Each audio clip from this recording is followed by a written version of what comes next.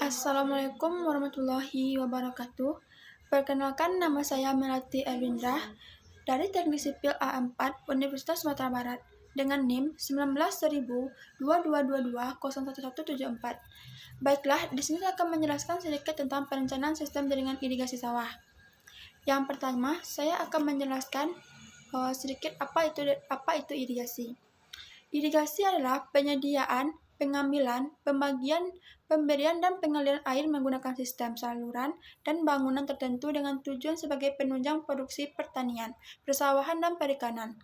Istilah irigasi berasal dari bahasa Belanda, yaitu irrigate, dan dalam bahasa Inggris yaitu irrigation, yang artinya pengaliran atau penggenangan.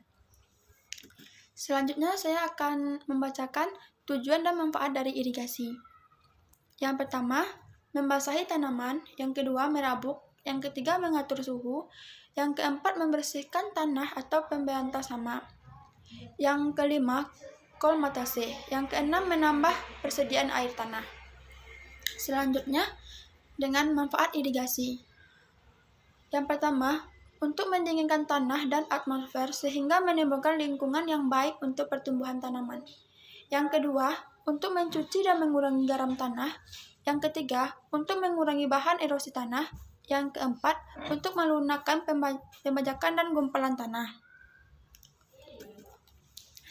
Selanjutnya dengan bangunan yang ada di sistem irigasi. Yang pertama, bangunan utama. Bangunan utama dimaksudkan sebagai penyadap dari suatu sumber air untuk dialirkan di seluruh daerah irigasi yang dilayani. Dan inilah contoh dari gambar bangunan utama. Yang kedua, bangunan pembawa. Bangunan pembawa mempunyai fungsi membawa atau mengalirkan air dari sumbernya menuju peta irigasi. Bangunan pembawa meliputi saluran primer, saluran sekunder, saluran tersier, dan saluran kuarter. Dan ini contoh gambar dari bangunan pembawa. Yang ketiga, bangunan bagi sadap.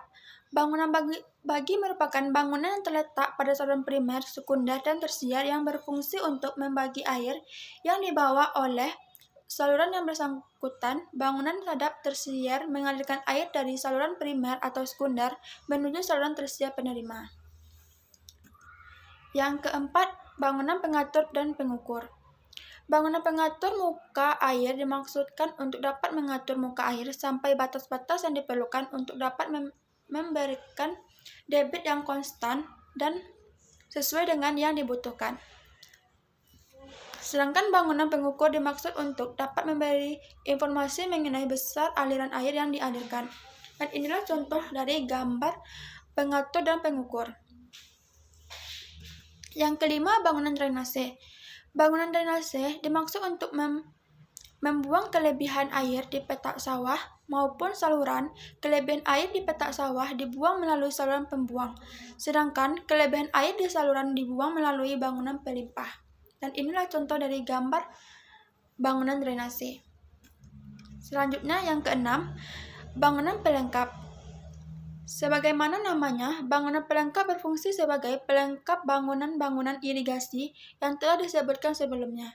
Bangunan pelengkap berfungsi untuk memperlancar cara petugas dalam eksploitasi dan pemeliharaan. Bangunan pelengkap dapat juga dimanfaatkan untuk pelayanan umum. Jenis-jenis bangunan pelengkap antara lain jalan inspeksi, tanggul, jembatan penyeberangan, tangga mandi manusia, sarana mandi hewan, serta bangunan lainnya. Selanjutnya dengan macam-macam jaringan irigasi. 1. Jaringan irigasi primer. Jaringan irigasi primer adalah bagian dari jaringan irigasi yang terdiri dari bangunan utama, saluran induk atau primer, saluran pembuang, bangunan bagi sadap, dan bangunan pelengkapnya. Yang kedua, jaringan irigasi sekunder.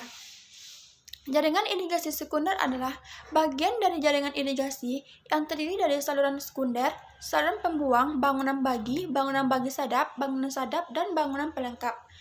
Yang ketiga, jaringan irigasi tersier.